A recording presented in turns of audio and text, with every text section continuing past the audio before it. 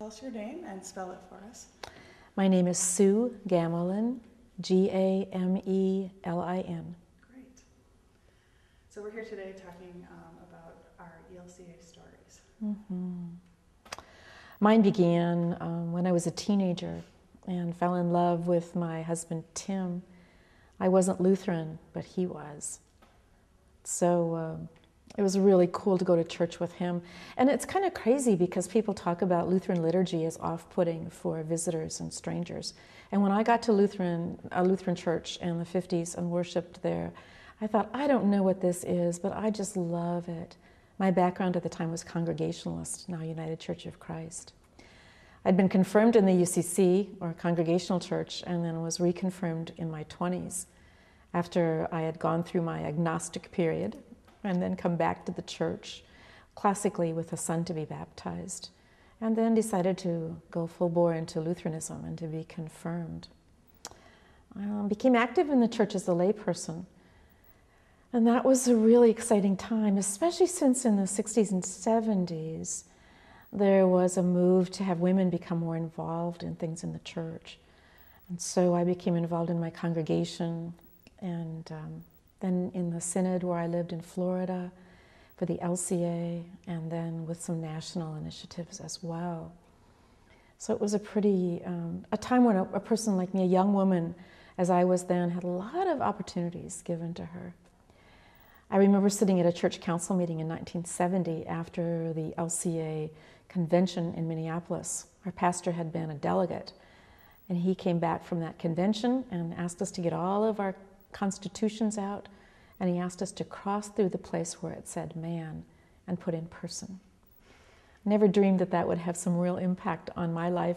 I remember thinking, this is really interesting, but didn't realize how interesting that would be. I didn't meet any women pastors until the 70s, kind of kept going on, and was a delegate to 1976 LCA convention, and there I met women pastors for the first time. And it was just a mind-blowing experience for me, but I never thought of that in terms of myself. A year later, my husband and I had this crazy moment we don't believe in. 1 o'clock on May 8th, 1977, when we knew we were both supposed to be pastors, and we had never talked about it before. And there's some things that led up to it, but that's family lore that we like to go over minute by minute and explain all of what happened. It wasn't exactly convenient. He was a college professor, a PhD in political science. I was pregnant with our 4th child. That was in May. By August, we decided on Gettysburg Seminary and had our house up for sale. And by December, after our 4th child was born on Reformation Day, we moved to Gettysburg and began seminary. We were ordained together in 1980. So we've just celebrated on August 10th, the 29th anniversary of our ordination. Back in those days, it was interesting to be a woman in Florida. There were only 2 Lutheran women pastors in Florida, and in my area, there were no clergy of other denominations who were women. So people would call our church office and say, I'd like to see one. Does she preach too? And I always had visions of me kind of being rolled out on a little dolly, in rollers, and stood up there so everybody could see one. But I began to learn how wonderfully well the congregation where we'd been called accepted me in this crazy situation. They had no hesitancy in calling us as clergy couple, and they were unfailingly good to me, well, almost unfailingly good to me, and thoughtful and patient and kind. Ray would slam out the door every time I would preside over the Eucharist. He would slam out the door and would say things about me behind my back. And he and I had a time together where we resolved nothing except that I told Ray, I'm going to be praying for you, which drove him crazy. But I did, and our relationship changed over the years, so that when he and Marion had their 50th wedding anniversary, I was the one they invited to come and pray over the meal. So those years were good years. Kids growing up, husband and I in ministry together, congregation that grew really rapidly because of being in Florida and a time when our area was being settled. I had called to bishops' offices twice in there, and that's a difficult experience. Being a bishop, being an assistant to the bishop is really difficult in ways people don't understand. And it's only possible to do that if you understand it as call. So for 14 years, I worked in bishops' offices, first in Florida, and then in Atlanta in the Southeastern Synod. In between that, Tim and I shared a parish in Clearwater, Florida, but then felt that call back to the bishop's office, even though I didn't want it. In Florida, I came in second in the voting for bishop one year, and that was a terror to me, because I did not want to be the bishop, and there was pressure, as there were on many women then, to become the second bishop. April Larson had already been elected as bishop, and I was among those who was there when she was installed as bishop in La Crosse. So there was a lot of pressure, but I knew that wasn't a role I would do well at, and I didn't feel called to. So that was a very stressful, one of my most stressful moments in my life. Well, after times in bishops' offices where I worked with call processes and candidacy and sexual misconduct and conflict and anything else that the bishop asked me to do, I rejoicingly had a call to parish ministry 6 years ago. I'm 66 now, so when I was 60, accepted this call, and Tim and I are back in ministry together. So it's really, really cool. One of the things that I've always felt as a calling in my life, and it's one that I learned from my family, was to always be looking out for the people on the edges, the people who aren't making it, the people who aren't remembered, the people who are being abused, battered, put down. That's been a strong thing in my life, my entire life. My family was always there for the woman across the alley who had no family.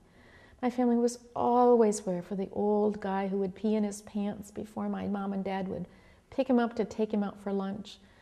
Always there for the downtrodden in whatever shape or form that took. I see now, at my age, how much that shaped my ministry. I didn't become a woman pastor to prove anything. It was a call. My life would have been a lot simpler without it. I loved what I was doing before I became ordained. I loved my life. I was active in the community, active in the church, loved my kids. I loved my life. But that call was inescapable. But then as a woman pastor, I realized I also had unique access to women who were on the edges, who might not have ever talked to a male pastor. So became involved in some issues that I never counted on becoming involved with domestic violence, with incest, with women who had been raped, those who'd had abortions and struggled over it, those who'd had abortions and who knew that was the best choice they could make, but still later there were some sadnesses hanging to it. Became really involved with those issues. In 1991, my sister came out to us as a lesbian. She'd been married for 20 years to Bill, and we knew it wasn't a happy marriage. We knew on our wedding day she had said she wanted to call it off, but with a $400 dress hanging in the closet and 200 guests waiting, everyone just thought it was wedding jitters. Since the time that she came out, and as a family, we wrestled with it in a more personal way than we ever had.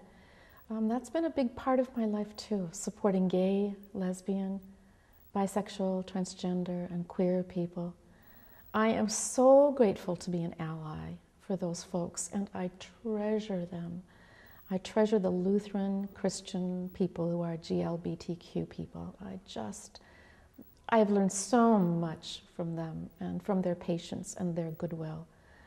I'm excited. It looks like this might be a time when, as a church, we can say to them, yes, you are whole and well.